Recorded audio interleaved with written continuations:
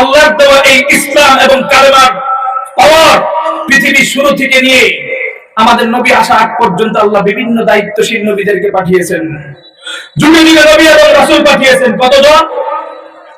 কতজন নবী পাঠিয়েছেন সেটার সংখ্যা উল্লেখ করে ফিতনা সৃষ্টি করবার লোক আমরা নই। আমরা বলি আমার আল্লাহ পৃথিবীতে অসংখ্য অগণিত নবী রাসূলদেরকে দুনিয়ার মধ্যে প্রেরণ করেছেন।